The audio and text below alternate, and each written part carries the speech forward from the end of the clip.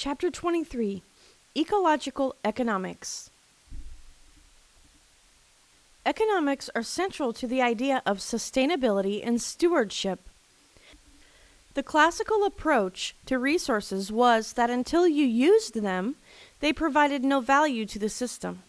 However, newer economic models view ecological services provided by nature as important factors in economic planning. Economic worldviews. Economy is the management of resources to meet needs in the most efficient manner possible. Sustainable development. Meeting the needs of the present without compromising the ability of future generations to meet their own needs. Before we discuss economic principles regarding resource utilization and sustainability, we need to define or characterize resources. Three broad categories of resources include non-renewable, renewable, and intangible. Non-renewable resources are those that occur in a fixed amount. In reality, these resources may replenish themselves, but the time frame to do so precludes their use again within a generational time frame. For example, the geological processes that produced fossil fuels may still be present, and they may still be producing fossil fuels. However, the time frame for the production of new oil is greater than one lifetime or generation. Therefore, it is non-renewable. On the other hand, things like timber or sunlight are renewable because they are replenished in less than one lifetime or generation. It is important to note that renewable resources can be converted to non-renewable resources through our actions. For example, water can be polluted to such an extent that it cannot be used again. In this context, the water is now non-renewable. Finally, intangible resources are abstract. They tend to be the purview of aesthetic conservation. These intangible resources can be used like beauty, space, etc. While intangible, we obviously value these things, which is why we set aside parks and green spaces. The classic approach to economics is a balance between supply and demand. Price is a function of the intersection of the two. In this approach, some of the costs of doing business are passed off to someone else, often the consumer.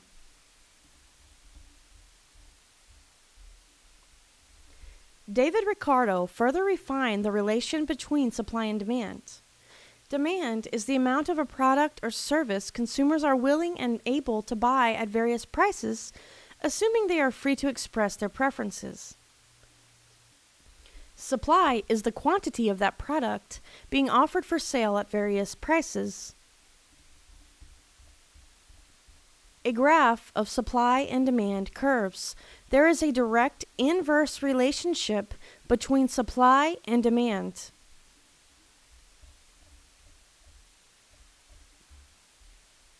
The neoclassic approach to economics is different from the classical view because it uses scientific principles to analyze the competing factors of supply and demand to determine a price. This approach requires constant growth and assumes that as one resource becomes scarce, another will become available to replace it. How does this relate to the idea of technological optimism? While this approach includes supply and demand factors, it recognizes that environmental services are part of the paradigm. Neoclassical economics. Constant growth is seen as necessary and desirable. Because factors of production are viewed as interchangeable, materials and services provided by the environment are not dispensable. As one resource becomes scarce, substitutes will be found.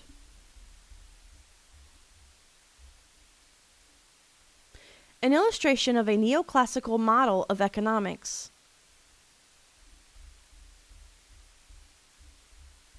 A more modern approach to economic thought is ecological economics. This approach assumes that natural resources are finite. This implies that growth is not limited. Because of this, ecological economics encourages a steady state where factors such as births and deaths are equal. Additionally, damage to the environment is considered a cost and is included in economic modeling.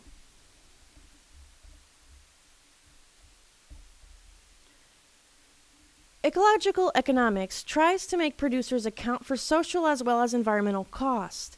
The Economics of Ecosystems and Biodiversity Project of the UN has been working to improve the estimates of the value of ecosystem services.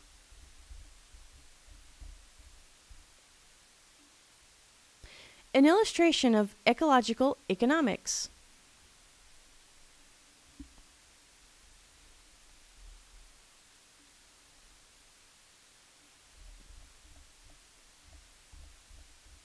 How do population and economics interact? What effects can a growing population and resource utilization have on the environment in the context of economics? These are questions that many people have tried to address through time. One such person was Garrett Hardin. Hardin argued that when resources are commonly held, equal access to all, economics dictated that each individual's own economic self-interests would compel them to utilize the resource at maximum effort. As populations increased, the impacts also increased.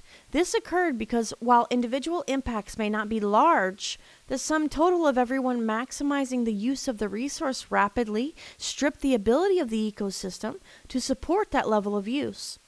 The end result was inevitably collapse of the system and the population. He called this the tragedy of the commons. In Hardin's scenario, the issue was too many people. So his solution was to reduce population growth to zero.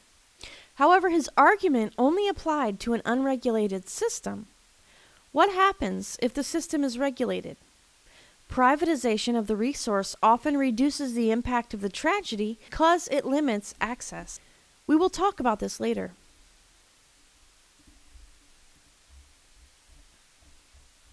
How does the argument presented by Hardin relate to our discussion of carrying capacity and resource depletion? Remember, carrying capacity is not fixed. It changes as a resource changes in availability. Economists argue that we should use resources at a maximum rate, much like Hardin predicted, but feel it won't affect the carrying capacity because previously hard-to-get resources will become more economically feasible as technology increases. You should remember this as a technological optimist viewpoint. However, ecologists would agree with Hardin. Resources are finite, but more importantly, so are ecological processes. Once these processes are destroyed, the consequences will be significant.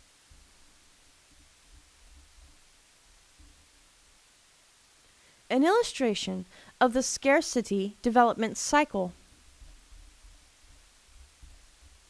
As mentioned earlier, privatization has often reduced the impacts on common resources. This idea can be used to bring market forces to bear on issues such as pollution. This can be done by charging polluters for the damage they do to the environment.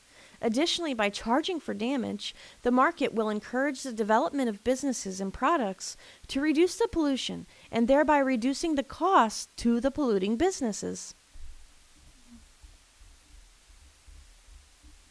One example of this concept is cap and trade. Under cap and trade, the total amount of emissions allowed is set at a maximum level. Industries that produce the pollutant are allocated a percentage of the total based on their contribution to the previous level of pollution. As a producer of pollution, if you produce less than your quota, you can sell or trade your excess to other industries that have exceeded their cap. The end result is that all industries are encouraged to produce less pollution. This is privatization. This process can be used for many of today's main pollutants. Sulfur and carbon trading. The 1990 Clean Air Act mandated reduction in sulfur dioxide to cut acid rain. Targeted reduction was 10 million tons per year. Sulfur exchange was set up and nationwide emissions have come down. There are still hot spots of air pollution where companies are buying credits. Carbon trading is a $28 billion market. European Climate Exchange, US, only has voluntary caps on carbon. An illustration of emission reductions by trading. Currently, more than 80% of emissions payments go to only 4 countries. Nearly 2/3 of the payments are for incineration of HFC 23. In concept, the idea of privatization should be beneficial. However, in some instances, the benefits have been less than expected. However, with new regulations set to take effect because of global agreements on CO2 production, it remains to be seen if cap and trade will be a long-term solution.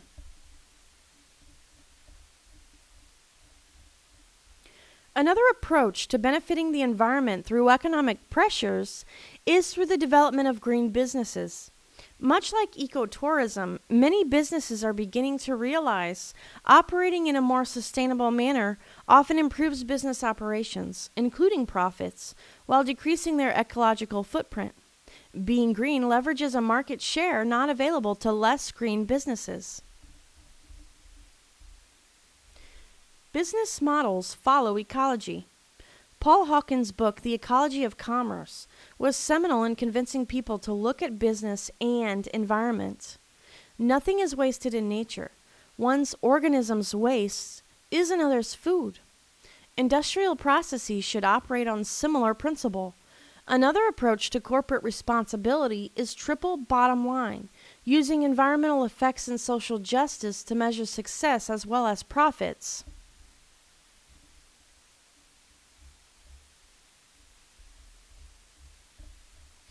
Business models are also being reworked to make production more sustainable. For example, consumables should be designed to be composted, durable goods should be leased by the manufacturer instead of being sold, and toxic waste should be given unique tags that associate it with the producer. As of now, however, only the composting of consumables has been successful to this date. This may be because of the hesitancy of the consuming public to release their right to products they purchase. Finally, green designs are also becoming more common. For example, living roofs are becoming more common in not only commercial, but private buildings, houses, and buildings are being built to allow more natural light, reducing the need for bulbs, and paints have become water-based with low VOC properties. These green designs are beginning to provide positive impacts on the environment. A photo of a living roof. Green consumerism gives public a voice. Consumer choice can persuade businesses to be eco-friendly. Eco-travel agencies, natural foods have grown into a $7 billion market segment. Natural cosmetics and beauty products now represent 10% of the market.